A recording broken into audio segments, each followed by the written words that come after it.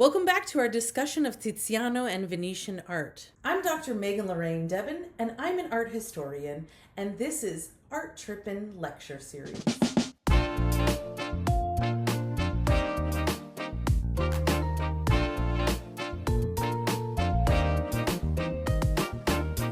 Hi, I'm Dr. Megan Lorraine Debin, and this is Art Trippin.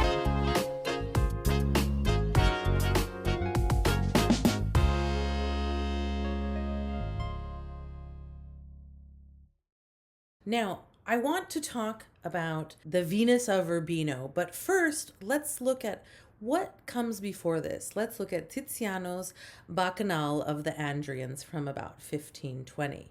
Now, this is typical Renaissance subject matter. It's a story about a drunken celebration of the Roman god Bacchus, who is, of course, the god of wine. This painting was part of a series that was commissioned by the Duke Alfonso d'Este for his studiolo.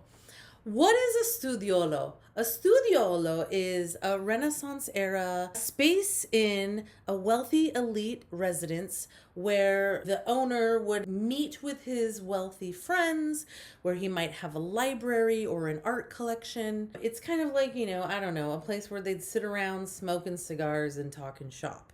It's kind of like a modern day version might be a man cave. But a studiolo was a typical room in a home, a place of relaxation for the men of the villa or the men of the house, for elite individuals during the Renaissance. And so we see for the studiolo a theme of erotic and bacchanalian themes. So the subject matter makes sense for a studiolo. In fact, the studiolo is where we would start to see more and more depictions of the female nude body. So you can almost think of this as like an example of erotic art. I mean, they didn't have Pornhub, they did not have the internet. So this was the visual culture at the time.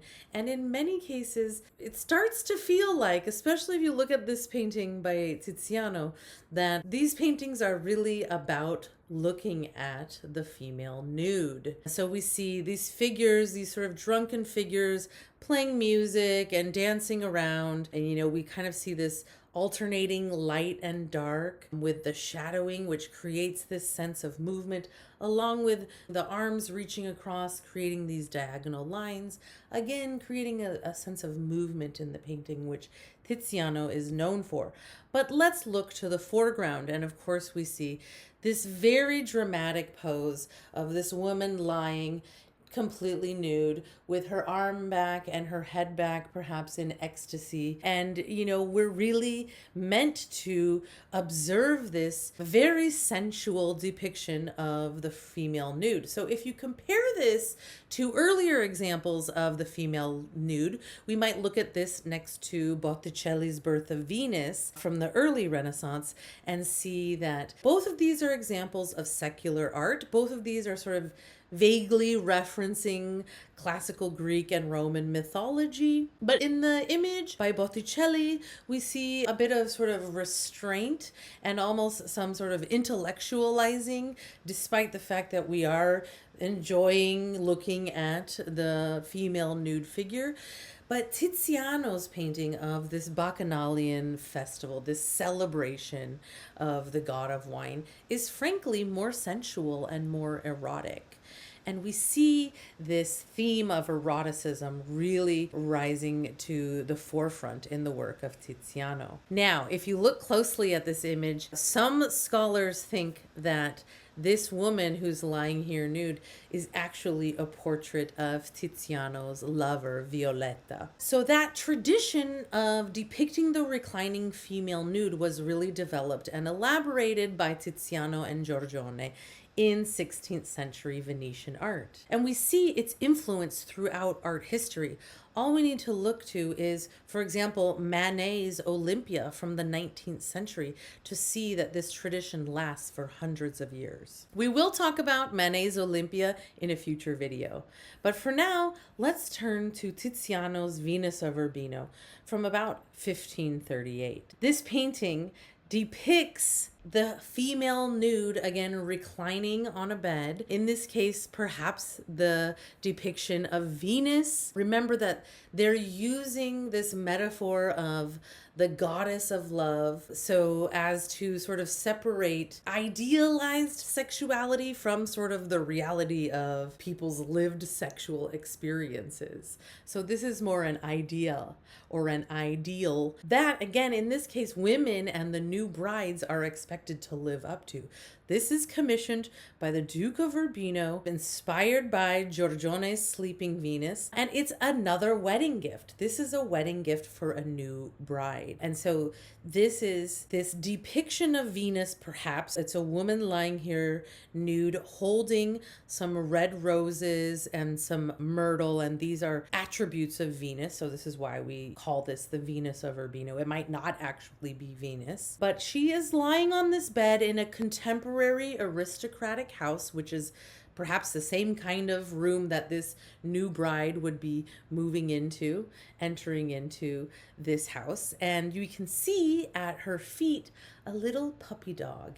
And the dog is a symbol of fidelity and loyalty. We saw this in the Arnolfini wedding portrait, and we see it coming back here in Tiziano's Venus of Urbino. And I mean, to be fair, like, if you've ever known a dog, you know they are extremely loyal, that they jump up excited when you come in the door, wait for you, follow you around. And this was seen as the ideal characteristic of a bride. A cat, on the other hand, if you've known cats, you know that cats are fiercely independent and that they will do what they want. If they want to knock the glass off the table while looking at you in the eye, they will do it. And this kind of defiance and independence is not considered a desirable quality in a Renaissance aristocratic wife. So here the image is instructing this new wife of how she is meant to behave. So how is she meant to behave? She's meant to be beautiful and sexually available to her husband, but only to her husband. She must remain loyal, like the little puppy at her feet. You will also see two figures in the background, and there's this cassone, which is like a big trunk. It's sort of like a Renaissance era armoire or, closet space, where there would be all of these gowns in there. And this was a traditional wedding gift that a man would give to his new bride, perhaps commission an artwork and then have a chest full of fabulous dresses readied for her. And she would be kind of sold off from her father, leave her family home and enter into her husband's home where she would, live out the rest of her days. So she was in many ways objectified. She did not have the kind of independence that modern women are entitled to. So now let's look more closely at Venus herself. She is depicted somewhat erotically. We have that Venus pudica pose, that hand over the genitalia, that again may reference self-pleasure. And again, I mentioned this in the video on Giorgione's Sleeping Venus, that some believed that a woman needed to orgasm in order to conceive and create an heir. And remember that this was the primary purpose of these women's lives at this point. That was their job. Their job was to produce an heir. So she's erotic, and she's definitely laid out here for us to enjoy looking at her.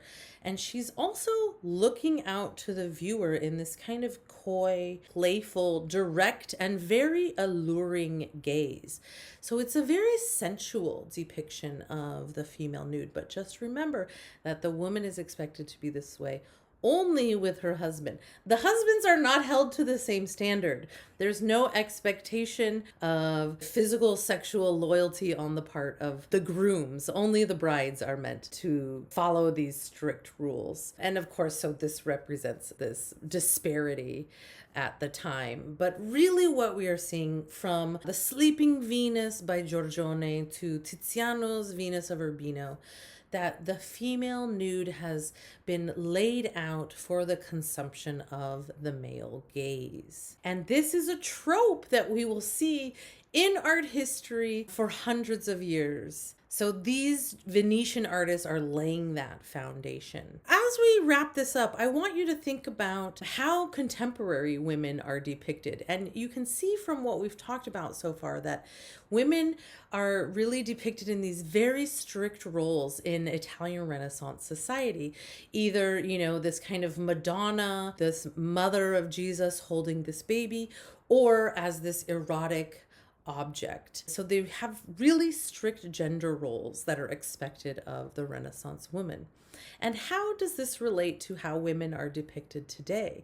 Can you see this tradition of the objectification of the female body in contemporary culture? Or are there ways that we have broken past this and improved, and women are able to have more freedom, more power, more independence in our modern world? Let me know in the comments what you think. As always, like and subscribe. Please subscribe so you'll get notifications as soon as we upload new videos.